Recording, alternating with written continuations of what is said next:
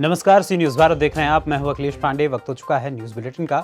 इस बुलेटिन में हम जानेंगे कि कैसे सरकार की निःशुल्क एवं अनिवार्य शिक्षा कानून की धज्जियां उड़ाते हुए गरीब बच्चों से अवैध तरीके से पैसे वसूले जा रहे हैं। कहां स्वास्थ्य मंत्री टीएस सिंहदेव ने वीडियो कॉलिंग कर आसमानी बिजली गिरने से घायल हुई महिलाओं का हालचाल पूछा। और साथ ही जानेंगे कि कैसे आयुर्वेदिक दवाओं के माध्यम से एक डॉक्टर कर रहे हैं लोगों का इलाज। ऐसी तमाम खबरों पर आई विस्तार से करते हैं चर्चा। अलीगढ़ के हरदुआगंज में अग्रसेन इंटर कॉलेज स्थित, जिसमें गांव के करीब किसान के बच्चे शिक्षा ग्रहण करते हैं।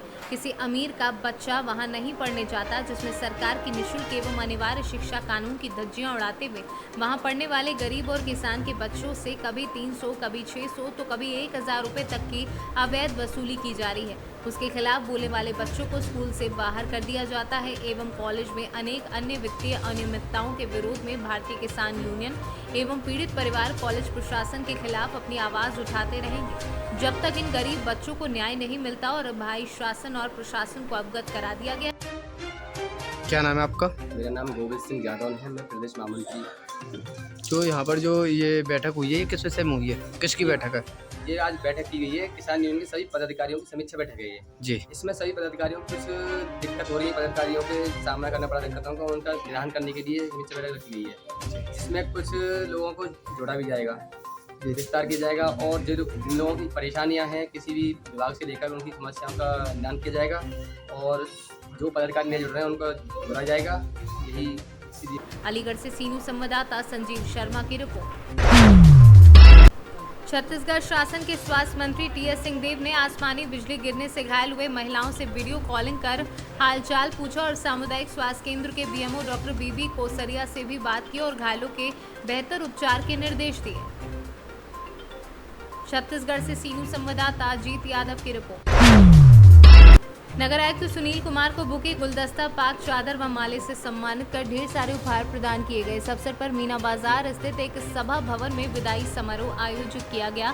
इसकी अध्यक्षता प्रभात कुमार ने की। इस मौके पर स्थानांतरित नगर आयुक्त सुनील कुमार को बुके, गुलदस्ता, पाक चादर व माला से सम्मानित कर उपहार प्रदान किया। इस मौके पर नगर के व्यवसायियों ने नगर आयुक्त सुनील कुमार के साथ किए गए कार्य व अनुभवों पर चर्चा करते हुए उन्हें परिश्रमी एवं लक्ष्य की प्राप्ति के लिए सदैव प्रयत्नशील व कर्मठ बताया। नगर आयुक्त नगर निगम मोतिहारी का विदाई समारोह कम और इनका आगमन का समारोह ज़्यादा हुआ है कि दोबारा ये इतने अच्छे आयुक्त फिर दोबारा कैसे नगर को मिलेंगे, जो बिल्कुल प्लान के तहत काम करते हैं। इतना ऊर्जावान पदाधिकारी का विदाई करते हुए काफ़ी हृदय तकलीफ़ से गुजर रहा है। ये हमारी तकलीफ़ नहीं, पूरे नगरवासियों की तकलीफ़ है। ये लग रहा है कि जुदाई हो रही है एक अच्छे पदाधिकारी से, और बहुत ही अच्छे तरीक़ा से नगर को संभाले हैं, संवारे हैं और पूरे कर्मचारियों के साथ, पूरे नगर वासियों के साथ सामंजस्य बैठा के इनके द्वारा कार्य किया गया है। इसके लिए बिल्कुल धन्यवाद के पात्र हैं। इसीलिए मोतिहारी शहर में पिछले 2 साल से अधिक कुछ समय हो गए हम लोगों ने इसके लिए बहुत सारी मिलजुल के काम किया और शहर अच्छा है, विकास की बहुत सारी संभावनाएं हैं और भी बेहतर होगा। आने वाला समय और भी बेहतर होगा। निश्चित रूप से मुझसे जितना बन पड़ा मैंने किया और इसके भविष्य के लिए शुभकामनाएं। नगरवासियों ने विदाई समारोह का आयोजन किया है। मेरे लिए सौभाग्य की बात है कि आप जैसे लोग और शहर के तमाम लोग मेरे लिए सम्मान का भाव रखते हैं। इसके लिए विशेष रूप से आभारी हैं शहरवासियों के लिए। मोतिहारी से सीनू संवाददाता सचिन कुमार अंशु की रिपोर्ट। प्रतापगढ़ के सामुदायिक स्वास्थ्य केंद्र अमरगढ़ में आयुर्वेदिक दवाओं के माध्यम से सेवा कर रहे डॉक्टर प्रकाश गुप्ता के आसपास के क्षेत्रों में लोग प्रशंसा कर रहे हैं। आयुर्वेद भारतीय प्राचीन चिकित्सा पद्धति का प्राण कहा जाता है। इस समय सामुदायिक स्वास्थ्य केंद्र अमरगढ़ में डॉक्टर प्रकाश गुप्ता आयुर्वेदिक चिकित्सक के रूप में तैनात हैं। उन्होंने बताया कि आयुर्वेद में सभी रोगों का इलाज किया जाता है, बस मरीजों को धैर्य अपनाने की आवश्यकता है। प्रतापगढ़ से सीनू संवाददाता रोहित जायसवाल की रिपोर्ट। खबर यूपी के बलिया से है, जहां बसपा के इकलौता विधायक उमाशंकर सिंह ने लगभग 750 कांवड़ियों के साथ देवघर की यात्रा पर निकले। श्रावण मास के अवसर पर बसपा विधायक उमाशंकर सिंह ने भगवा रंग के रंग में बलिया के प्रमुख मंदिरों में दर्शन करते हुए बोलबम के जयकारे के साथ देवघर के यात्रा पर निकले और इस दौरान उन्होंने मीडिया से बातचीत में कहा कि लगभग 25 सालों से लगातार बाबा का जलाभिषेक करते हैं। पूरे बलिया जिला उत्तर प्रदेश व पूरे भारत के मंगलमय को हमारा जिला सुखी रहे, हमारा प्रदेश सुखी रहे, किसी तरह का कोई व्याधि ना आए, इन्हीं सभी को लेकर बाबा के यहाँ माथा टेकते हैं। जब भी मेरी ये यात्रा साल में एक बार जब प्रारंभ होती है तो हमेशा आप लोगों से यही श्री भृगु जी के द्वार पे मुलाकात होती है। केवल पिछले 2 साल जब पूरा देश ही नहीं बल्कि पूरा विश्व कोविड से जूझ रहा था, उस समय चूँकि वहाँ दर्शन प्रतिबंधित था, वो अगर 2 साल छोड़ दिया जाए तो लगभग 25 सालों से ये क्रम लगातार चल रहा है। और पूरे मतलब अपने जो बलिया के जो हमारे जैसे भृगु जी हैं परम, इनका आशीर्वाद लेकर के, परम पूज्य श्री बालेश्वर जी, श्री संकट मोचन हनुमान जी का आशीर्वाद लेकर के ये पूरा हम लोगों का जत्था लगभग 700-750 के आसपास संख्या है, लगभग हो रही है। सबको लेकर के हम लोग जाते हैं। और बिहार में एक जगह है जहाँ पे उत्तरवाहिनी गंगा है, इसी परंपरा है कि वहाँ से हम जल लेते हैं उसी परंपरा के अनुसार। और जल चूँकि 2 भार लेते हैं और एक जल ले जा कर के जो 12 ज्योतिर्लिंग में से एक ज्योतिर्लिंग है झारखंड के देवघर बाबा बैद्यनाथ धाम, वहाँ पे एक जलाभिषेक करते हैं और दूसरे जल को लेकर के वहीं से 50 किलोमीटर दूर बाबा बासुकीनाथ जी को जलाभिषेक करते हैं। और उसके बाद फिर ये अपना जत्था वहाँ से प्रसाद लेकर के फिर वापस आता है और फिर अपने अपने घरों को जाता है। पूरे हम लोग जिलों के, पूरे ज़िले के लिए, पूरे उत्तर प्रदेश के लिए, पूरे भारत के लिए मंगलमय कामना के लिए हमारा ज़िला सुखी रहे, हमारा प्रदेश सुखी रहे, किसी तरह का कोई व्याधि न आए, ये सब सारी बिन्नतों को लेकर के जाके बाबा के दरबार में मत्था टेकते हैं। चाहे वो पैदल जाते हों, चाहे डाक बम जाते हों, चाहे गाड़ी से जाते हों, बाबा के जलाभिषेक करने के लिए पूरे सावन में 1 महीने का सब लोग बाबा के रंग में रंग जाते हैं। और मैं चाहूँगा कि अभी हमारी बाइट लेने के बाद आप भी चलिए, आपके लिए भी मेरे पास गाड़ी में स्पेयर कपड़ा पड़ा हुआ है और ले करके आपको भी जल के दर्शन करा ले आए। बलिया से सीनू संवाददाता आनंद दुबे की रिपोर्ट। सावन माह के तीसरे सोमवार को दूर दराज से जल भरने आए कांवड़ियों का मां गंगा उत्तर वाहिनी सेवा समिति के द्वारा जमानिया के बलुआ घाट पर भंडारे का आयोजन किया गया, जिसके मुख्य अतिथि एहसान जफर उर्फ रुमान ने मां गंगा के चित्र पर माल्यार्पण व दीप प्रज्वलित कर भंडारे का शुभारंभ किया और अपने हाथों से कांवड़ियों को प्रसाद वितरित कर समिति के लोगों का उत्साह बढ़ाया। वहीं समिति को हर संभव मदद करने का निश्चय किया और वहीं समिति के अध्यक्ष कमल चंद बाबा ने चेयरमैन को आभार प्रकट किया। गाजीपुर से सीनू संवाददाता रामू चौरसिया की रिपोर्ट। नगर निगम ग्रेटर में सोमवार को यूनिवर्सिटी ऑफ वॉशिंगटन की 6 सदस्यीय टीम, जिसका नेतृत्व प्रोफेसर जेनिस विंगटन के द्वारा वर्कशॉप का आयोजन किया गया। टीम में अंतर्राष्ट्रीय संगठन के 2 सदस्य एवं यूनिवर्सिटी ऑफ वॉशिंगटन के 4 सदस्य सम्मिलित थे। उनके द्वारा कैपिटल इन्वेस्टमेंट प्लानिंग पर प्रेजेंटेशन नगर निगम ग्रेटर मुख्यालय के सी हॉल में आयोजित किया गया। वर्कशॉप के प्रारंभ में आयुक्त महेंद्र सोनी द्वारा टीम के सदस्यों का स्वागत किया गया। वर्कशॉप के बारे में मीटिंग के आरंभ में प्रोफेसर MP सिंह द्वारा प्रेजेंटेशन की विस्तृत जानकारी दी गई। की टीम आई है, ये एक्चुअली यूनिडो जो है इंटरनेशनल ऑर्गेनाइजेशन, उनके टेक्निकल कंसल्टेंट है ये यूनिवर्सिटी ऑफ वॉशिंगटन के। ये टीम जो है इसका नेतृत्व प्रोफेसर जेनिस विंगटन कर रही हैं।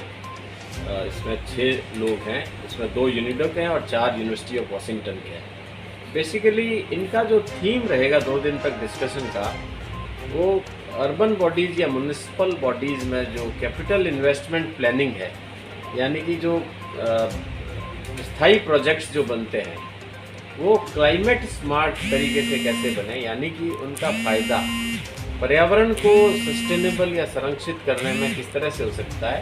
ये जयपुर से सीनू संवाददाता सुनील शर्मा की report.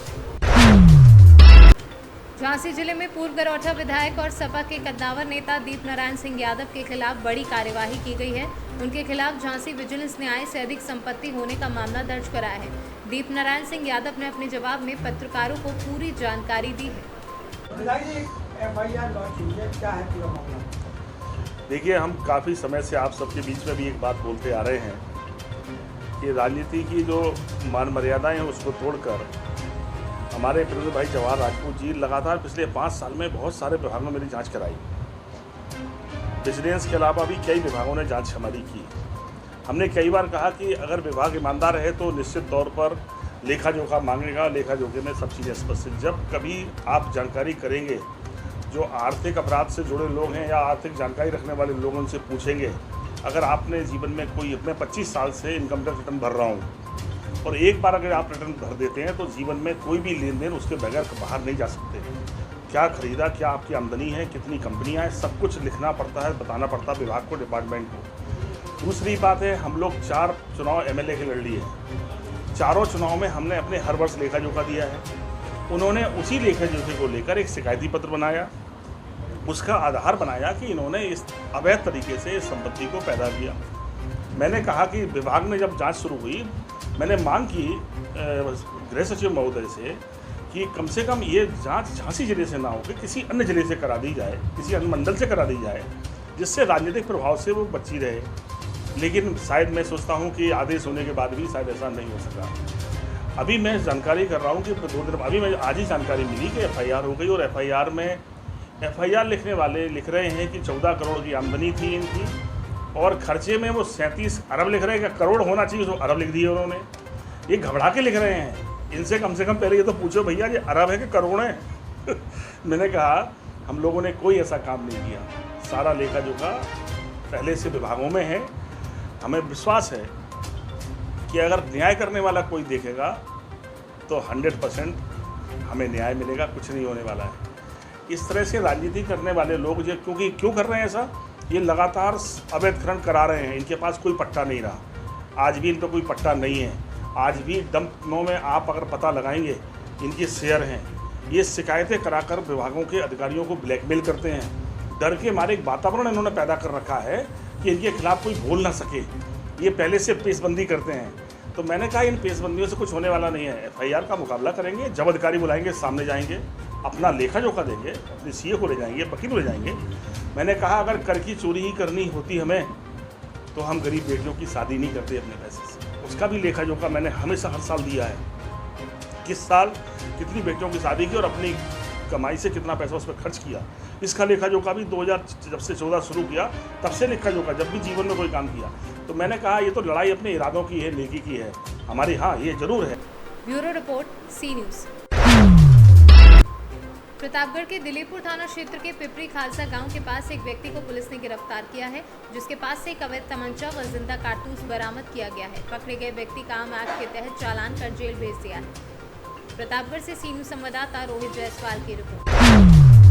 Motihari Bapudham railway station आजादी के 75वीं वर्ष पूरे होने पर आजादी का अमृत महोत्सव मनाया जा रहा है। इसी कड़ी में रेलवे बोर्ड के निर्देशानुसार रेलवे सुरक्षा बल के द्वारा व्यापक तौर पर समस्त भारत में 1 जुलाई से विभिन्न कार्यक्रमों का आयोजन कर आजादी का अमृत महोत्सव मनाया जा रहा है, जिसमें देश के 4 स्थानों को मोटरसाइकिल रैली के मिलन स्थल के लिए चुना गया है, जिसमें से एक स्थल पूर्व मध्य रेलवे में पूर्वी चंपारण में बाइक रैली का मिलन स्थान बनाया गया है। इस स्थल पर 5 रेलवे जिसमें ER, ECR, NFR, NER एवं SER के रेलवे सुरक्षा बल द्वारा आयोजित की गई मोटरसाइकिल रैली का मिलन होने के बाद आज 1 अगस्त को रेलवे सुरक्षा बल IG शरद चंद्र पाड़ी, चंपारण रेंज के DIG प्रणव कुमार प्रवीण, समस्तीपुर के DRM आलोक अग्रवाल, SP मोतिहारी डॉक्टर कुमार आशीष, सहायक सुरक्षा आयुक्त क्राइम कंट्रोल संदीप कुमार सिंह एवं स्वतंत्रता सेनानी के पुत्र चंद्रभूषण पांडेय ने हरी झंडी दिखाकर बाइक टीम को रवाना किया।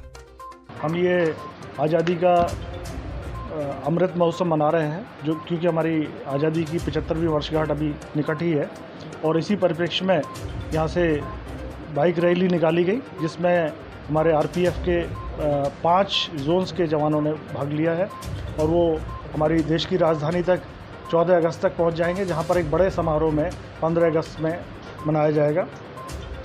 और ये हमारा जो आज़ादी का अमृत महोत्सव मनाया जा रहा है, ये अभी हमने बापूधाम मोतिहारी में भी, जैसा आपको पता है, एक वीक के लिए आज़ादी का अमृत महोत्सव आज़ादी की रेलगाड़ी और स्टेशन के रूप में भी मनाया है। और तो ये विभिन्न कार्यक्रम चल रहे हैं और मैं आपको ये स्पेशली आज के इवेंट में बताना चाहता हूँ कि RPF का एक बहुत बढ़ चढ़ का दल इसमें हिस्सा ले रहा है और कई कार्यक्रमों में जैसे जल सेवा हुआ और वृक्षारोपण हुआ, बाइक रैली और हमारे स्वतंत्रता सेनानियों का सम्मान और लोगों में जागरूकता फैलाना, आज़ादी का संदेश फैलाना, इसमें हमारे आरपीएफ के लोग बढ़ चढ़कर हिस्सा ले रहे हैं और जन जागरूकता और जन संदेश पहुंचा रहे हैं और आज़ादी के इस अमृत महोत्सव में अपना एक महत्वपूर्ण योगदान दे रहे हैं। मुझे उम्मीद है कि इस जो भी हम आयोजन कर रहे हैं इससे लोगों में आज़ादी के किस तरह से का जो महत्व है वो अंदर तक पहुंचेगा और एक जन जागरूकता फैलेगी। बहुत जैसे आप सभी को मालूम है कि पूरा सारा देश जो है आज़ादी के अमृत महोत्सव मना रहा है, तो उसी क्रम में हम लोग रेल सुरक्षा बल में भी सारे इंडियन रेलवेज में तो बहुत सारी तमाम कार्यक्रम हुआ है। ये हम लोग अभी करीब आखिर चरण में पहुंच रहे हैं। आज का दिन जो है ऐसे सारे इंडिया में 4 जगह से एक है ये मोतीहारी बापूधाम मोतीहारी। तो यहाँ से हम लोग 5 रेलवे का बाइक रैली निकाला। इसी तरह की हुसैन सागर लेक, सिकंदराबाद, जालियानाबाद और एक जगह है वहाँ पे साबरमती से। तो ये 4 जगह से बाइक रैली वो जाके दिल्ली में राजपथ में पहुँचेंगे। अगस्त 11-12 तारीख को पहुँचेंगे। इसके बाद फिर वहाँ से ये लोग नेशनल पुलिस मेमोरियल जो बना है तो वहाँ पे जाएंगे। तो फिर अंत में मोस्ट प्रोबेबली लाल किले में वहाँ पे फंक्शन होगा। वहाँ पे माननीय रेल मंत्री, माननीय डीजी साहब वो भी सब रहेंगे। तो उसी सिलसिले में हम लोग आए थे। आज इसी प्रोग्राम में स्वतंत्रता सेनानी के होते हैं पांडे जी, हम लोग उनको भी रिक्वेस्ट किए थे आने के लिए, उन्होंने आया है इतना दूर चलकर, तो हम उनका आभार प्रकट करते हैं। और इसी फंक्शन में डीआरएम साहब जो है समस्तीपुर के और डीआईजी बेतिया, एसपी जो मोतीहारी के, वो लोग भी उपस्थित हुए हैं। तो इसी क्रम में फिर हम लोग बहुत सारी प्रोग्राम भी मनाया है। इसमें ट्री प्लांटेशन भी हज़ारों पेड़ों का हुआ है और उसमें रन फॉर यूनिटी भी हुआ है। बहुत सारी स्टेशंस में क्लीनलीनेस प्रोग्राम भी हुआ है। इस तरह की बहुत सारी प्रोग्राम करीब 1 महीना से ही चल रहा है और ये आगे जाकर और 14 दिन चलेगा। इसके बाद इसका आज जो रैली निकला है उसमें कितने जवान? इसमें 20 बाइक थे, उसमें 40 राइडर्स है, राइडर और पिलियन मिला के। तो वो जाएंगे। इनका पहला ठहराव होगा दानापुर में, इसके बाद गया में, इसके बाद मुगलसराय, इसके बाद वहाँ से फिर वो दिल्ली चले जाएंगे और जहाँ जहाँ जाके पहुँचेंगे उनका वहाँ पे स्वागत किया जाएगा। वहाँ पे लोकल लोगों को इन्वॉल्व किया जाएगा और जो लोगों के बीच में जो अवेयरनेस बढ़ाने का है वो भी किया जाएगा। मोतिहारी से सी न्यूज़ संवाददाता सचिन कुमार अंशु की रिपोर्ट। रतलाम जिले के बिलपाक में सावन के पावन माह के तीसरे सोमवार पर बिलपाक विरूपाक्ष महादेव मंदिर पर लगा भक्तों का तांता, जहां कहीं दूर दूर से आई कांवड़ियां एवं कलश यात्रा और वहीं करनी सेना अध्यक्ष जीवन सिंह शेरपुर विरूपाक्ष महादेव मंदिर पर आए। महादेव नवयुवक मंडल निशुल्क परियाली समिति और बाबा ग्रुप ने किया। सभी सावरियों एवं कलश यात्रियों और सभी अतिथियों का स्वागत किया। वहीं 35,000 दर्शनार्थियों ने दर्शन किया। वहीं 4 कुंटल दूध और परियाली में 8 कुंटल की खिचड़ी की प्रसादी वितरण निःशुल्क की। रतलाम से सी न्यूज़ संवाददाता हुसैन खान की रिपोर्ट। फिलहाल के लिए इस बुलेटिन में इतना ही। देश दुनिया की तमाम खबरों के लिए देखते रहें सी न्यूज़ भारत। हर खबर आपके साथ, आपके हाथ।